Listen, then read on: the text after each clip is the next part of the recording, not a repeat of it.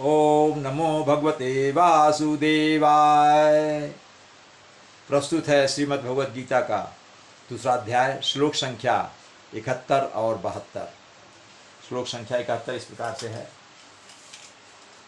विहाय कामान्यः सर्वान् पुमांश्च रतिर्निः श्रियः निर्ममो निरहंकारः सा शांतिमधिगच्छति।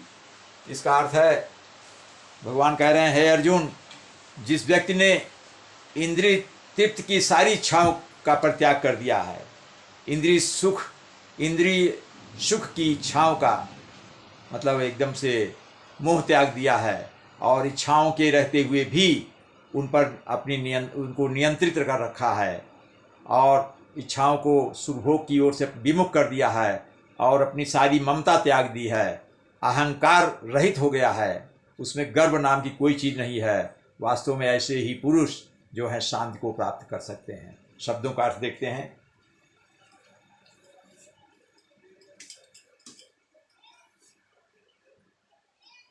विहाय, विहाय मतलब छोड़कर। कामान्य में दो शब्द हैं, कामान प्लस या। कामान मतलब इच्छाओं को, इंद्रिय सुख भोग को। यह मतलब जिसने सर्वान पुमान, सर्वान प्लस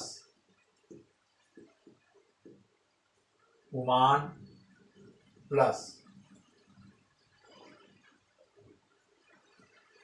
चरति। सर्व मतलब सभी इच्छाओं का त्याग कर दिया है। पुमान मतलब मनुष्य, पुरुष। चरत मतलब आचरण करता है। कैसा आचरण करता है? निष्क्रिया। निष्क्रिया मतलब होता है, नि मतलब रहित, स्प्रिया मतलब इच्छाओं को, इच्छा रहित है, जो किसी भी चीज की इच्छा नहीं करता है, लेकिन केवल अध्यात्म में विश्वास करता है और कृष्ण भावनामृत होकर भगवान कृष्ण का चिंतन करता रहता है, परमेश्वर में ध्यान लगाता रहता है। उसकी सारी इच्छाएं स्वयं भगवान पूरा कर देते हैं, उसको मांगने की आवश्यकता नहीं, ना उस इच्छा करने की जरूरत है। निर्ममा, निर्मम दो शब्द है। निर्मम, ये निर्ममा शब्द है, यहाँ व्यंजन आने से वो हो जाता है। निर्ममा में दो शब्द हैं, नि प्लस मम। ममा, ममा मतलब ममता, नि मतलब नहीं है। निर्मम मतलब ममता ही, जिसमें ममत्व भाव नहीं है। निरहंकार, निधन अहंकार, नि प्लस अहंकार।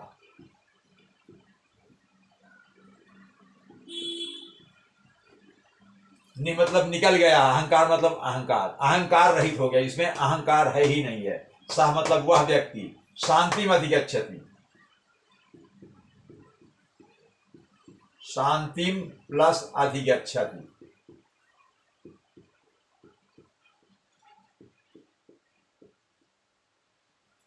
शांतिम शांत को, अधिगच्छत मतलब प्राप्त होता है। अगर अधि हटा दें, गच्छत मतलब जाता है, अधि लगाते तो उसका अर्थ अलग हो जाता है। अधिगच्छत मतलब प्राप्त होता है, उसे मिलता है, शांति मिलती है उसको। अगला श्लोक है, एषा ब्राह्मी स्थिति ही पार्थ नयनाम प्राप्य विमुह्यति स्थित्वा स्यामंत कालेपि ब्रह्म निर्वाण मृच्छति। इसका भावार्थ है कि हे अर्जुन, यह जीवन जो है, या जो व्यक्ति कृष्ण भावनामृत है, कृष्ण भावना में अपना मन लगा दिया है, वो आध्यात्मिक जीवन का पथ है। इसका मतलब वो आध्यात्मिक जीवन के मार्ग पर चल रहा है। भौतिक सुविधाओं पर उसका ध्यान नहीं है, वो बस भगवान के भजन में, उनकी भक्ति में, उन्हीं के भक्ति योग में अपने ध्यान को एकदम से केंद्रित कर दिया है। तो ये जो है, ये एक आध्यात्मिक ईश्वरी पथ है, जिसको प्राप्त करके मनुष्य मोहित नहीं होता है, उसको पा करके भी वो मोहित नहीं होता है कि उसको आध्यात्मिक लाभ हो रहा है, आध्यात्मिक जीवन व्यतीत कर रहा है, उससे भी वो मोहित नहीं हो रहा है। और यदि जीवन के अंतिम में ऐसे व्यक्ति, अगर जो व्यक्ति कृष्ण भावना भावित है, ऐसा व्यक्ति अगर जीवन के अंतिम समय में, कर्म मृत्यु काल के ठीक पहले, अगर वह इस तरह से कृष्ण भावनामृत में स्थित होता है, कृष्ण भावनामय रहता है, तो उसे मृत्यु के बाद भगवत धाम की प्राप्ति होती है। फिर उसको पुनर्जन्म लेने की आवश्यकता नहीं होती है। ये जीवन के आवागमन के पथ से वो मुक्त हो जाता है और ऐसे व्यक्ति को चिरकाल तक शांति मिलती है। ये इसका अर्थ हुआ। इसमें शब्दों को देख लेते हैं।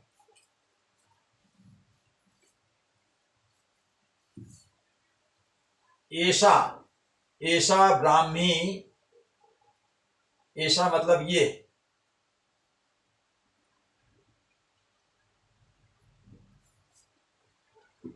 ऐसा मतलब यह, ब्राह्मी मतलब आध्यात्मिक जीवन, ईश्वरीय जीवन, यानी जो कृष्ण भावना भावित है, जो उसमें आध्यात्म की ओर अग्रसर है, उसमें लीन है, उसमें एकदम से मस्त हो गया है, ब्राह्मी स्थिति, ये आध्यात्मिक जीवन की एक स्थिति है। पार्थ, हे अर्जुन, पार्थ पृथा के पुत्र पार्थ, हे अर्जुन, नैनाम, नैनाम में दो शब्द हैं, ना प्लस ए नाम,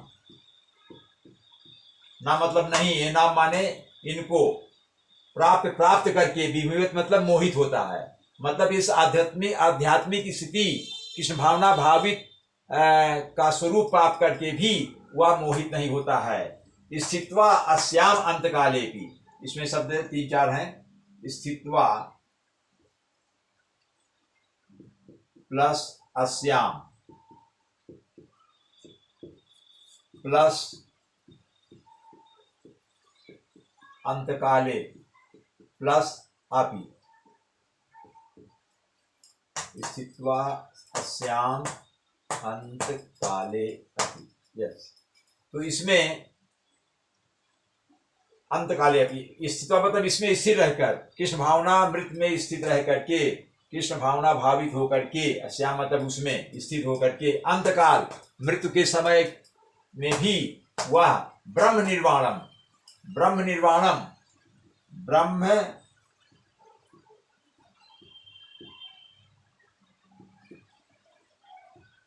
निर्वाणम, ब्रह्म निर्वाणम प्लस रिच्छति,